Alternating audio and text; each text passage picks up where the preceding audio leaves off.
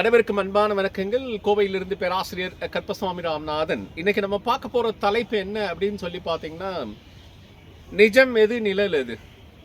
நீங்க பார்க்கலாம், நிழல்ன்ற ஒரு பிம்பம் நம்மளை துரத்திக்கிட்டே இருக்கும்.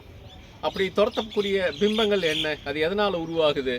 ஸோ நிஜம்ன்றது வந்து பார்த்தீங்கன்னா உங்களுடைய தன்னிலை உணர்தல் எப்படினாலும் எடுத்துக்கலாம். நீங்கள் உங்களுடைய மேன்மை, உங்களுடைய அடையாளம், உங்களோட உழைப்பு எல்லாமே இருக்கலாம்.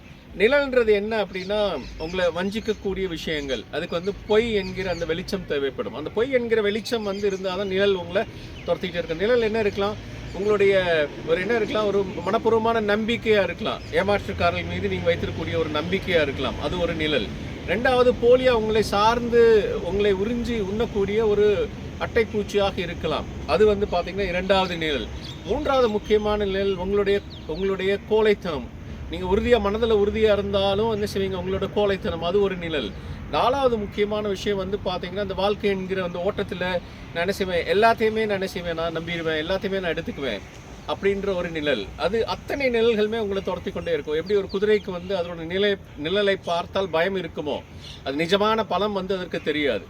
நம்ம தமிழில் சொல்கிற மாதிரி தான், நின்வதெல்லாம் பொன்னல்ல. ஸோ நீங்கள் இந்த பலபலன் இருக்குன்றதுனால நீங்கள் மக்கள் மேலேயோ இல்லை பொருட்கள் மேலேயோ ஒரு நம்பிக்கை வச்சீங்க அப்படின்னா அது என்ன இருக்கும், உங்களுக்கு வீண் வம்பு தான் எடுக்கும்.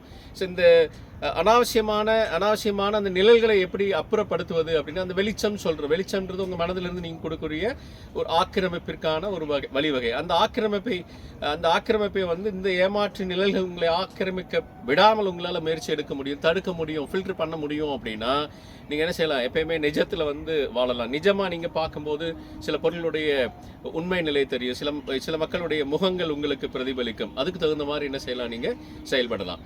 ஸோ தயவு செய்து உங்களை சுற்றி இருக்கக்கூடிய இந்த போலியான நிழல்களை அகற்றுவதற்கான முயற்சியை எடுத்தீங்கன்னா தான் என்ன இருக்கும், உங்களோட நிஜ முகம், மனம் அனைத்துமே பொலிபெறும் என்பதை பதிவு செய்து உங்களிடமிருந்து விடைபெறுவது பேராசிரியர் கற்பசுவாமி ராமநாதன்.